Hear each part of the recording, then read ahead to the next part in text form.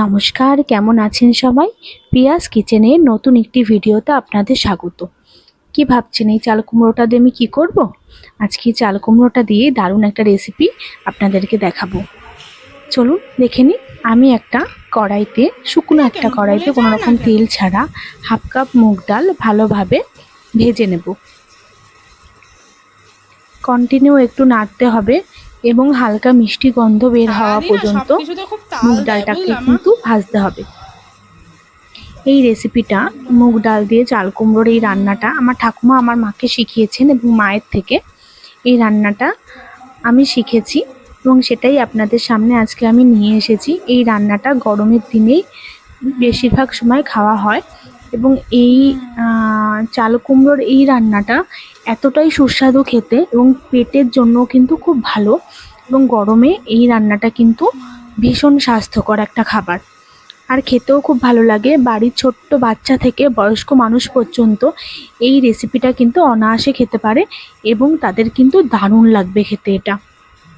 আমি মুগ ডালটাকে ভালো করে হালকা ভেজে নিয়েছি। আমার মুগ ডালটা কিন্তু ভাজা হয়ে গেছে। এবার এটাকে আমি একটা বাটিতে রেখে দেব। আর ওই যে চাল কুমড়োটা দেখালাম আপনাদের, ওই চাল কুমড়োটাকে আমি কিন্তু ছোট টুকরো করে কেটে রেখেছি, সেটাকে আমি পরে দেখাচ্ছি। তার আগে এই যে বাটিতে আমি মুগ ডালটাকে তুলে নিয়েছি। এবার ওই একই কড়াইতে আমি একটু সাদা তেল দিয়ে দিচ্ছি অল্প করে। এতে কিন্তু আমি হাফ চামচ সাদা জিরে এবং একটা তেজপাতা টুকরো করে দিয়ে দেব এবং মশলাটাকে একটু ভেজে নেব। আপনারা যারা আমার চ্যানেলে নতুন সদস্য বা প্রথমবারের জন্য ভিডিও দেখছেন তারা কিন্তু অবশ্যই আমার চ্যানেলটা সাবস্ক্রাইব করবেন এবং পাশে থাকা বেল আইকনটাও প্রেস করে দেবেন এবং ভিডিও ভালো লাগলে অবশ্যই কমেন্ট করবেন, লাইক করবেন, প্রিয়জনদের সাথে শেয়ার করবেন আর অবশ্যই আমাকে জানাবেন আপনাদের কেমন লাগলো এবং রেসিপিটা অবশ্যই বাড়িতে বানিয়ে সবাইকে খাওয়াবেন এবং নিজেও খাবেন। মশলাটা ভাজা ভাজা হয়ে গেলে আমি টুকরো করে কাটা চাল কুমড়োগুলো দিয়ে দেবো। চাল কুমড়োটা এতটাই নরম যে খুব বেশি ছোট করার কিন্তু দরকার নেই, এই সাইজটা একদম ঠিক আছে। এই রান্নাটা কিন্তু অবশ্যই একটা ছোট চাল কুমড়ো বা যেই চাল কুমড়োগুলো খুব নরম হয় সেগুলো দিয়ে বানানোর চেষ্টা করবেন, তাহলে কিন্তু এই স্বাদ আরও বেশি ভালো পাবেন। একটু বয়স্ক চাল কুমড়ো হলে কিন্তু এটার স্বাদ অত ভালো পাওয়া যায় না। এবার এই চাল কুমড়োর মধ্যে আমি হলুদ আর নুন দিয়ে দেব এবং ভালোভাবে নাড়িয়ে নেব।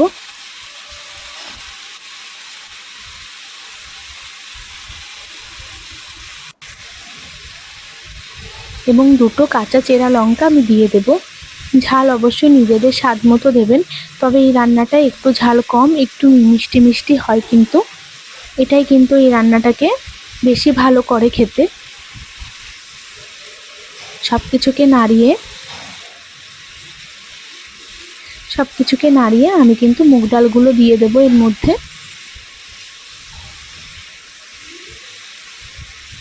এই রান্নাটা একদমই কম সামগ্রী দরকার হয় এবং খুবই কম সময়, আর তাছাড়া খেতেও কিন্তু দারুণ সুস্বাদু হয় খেতে।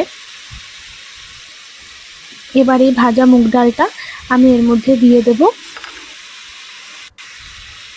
এবং সব কিছুকে একসাথে আরও একবার নাড়িয়ে নেব এবং এর মধ্যে পরিমাণ মতো জল দিয়ে আমি কিন্তু ঢেকে দেব সেদ্ধ হবার জন্য।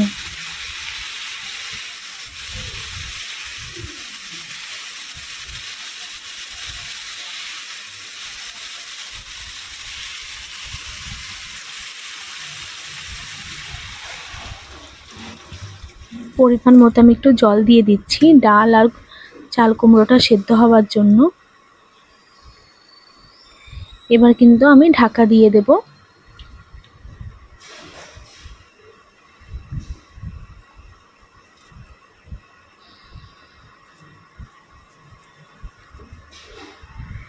মিনিট 5 জন্য আমি প্রথমে ঢেকে দেব। 5 মিনিট পর আমি ঢাকা তুলে দেখব।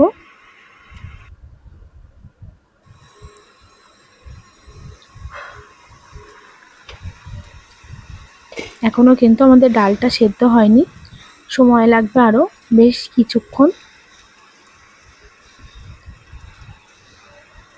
দেখুন আমাদের ডালটা কিন্তু একদমই আস্তে আস্তে আছে।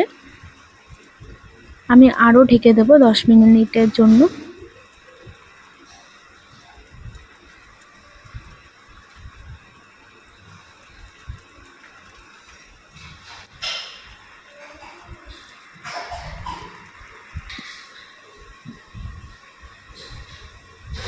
দশ মিনিট পর ঢাকা খোলার পরে আমাদের কিন্তু ডাল বেশ ভালোভাবেই সেদ্ধ হয়ে গেছে এবং চাল কুমড়োটাও অনেকটাই নরম হয়ে গেছে, কিন্তু বেশ কিছুটা জল আছে আমাদের।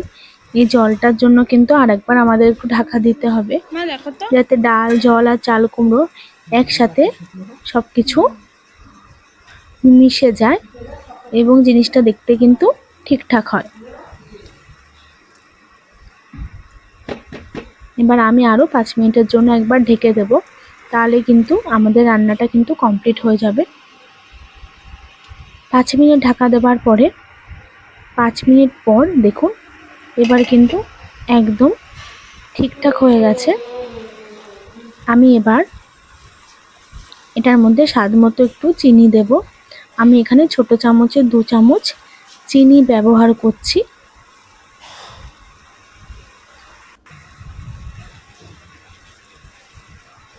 এবার আমি ফ্লেমটা একটু বাড়িয়ে দিয়ে বাকি জলটাও শুকিয়ে নেব।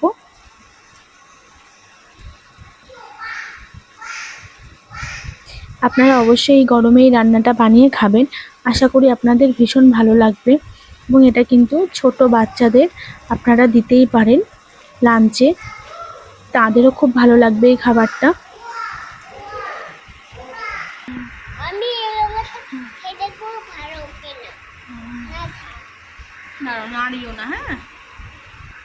আমি জলটাকে শুকিয়ে নিচ্ছি একটু।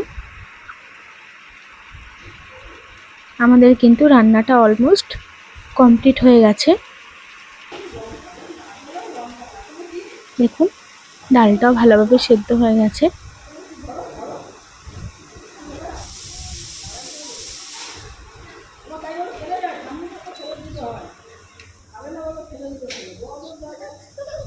আমি আশা করছি আপনাদের এই ভিন্ন রকমের রেসিপিটা অনেক ভালো লাগবে।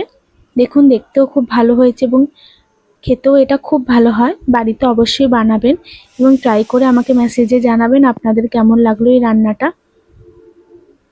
নতুন নতুন রান্না নিয়ে আসবো আপনাদের কাছে, আপনারা পাশে থাকবেন, ভিডিও দেখতে থাকবেন। আজ আসি, অনেক ধন্যবাদ।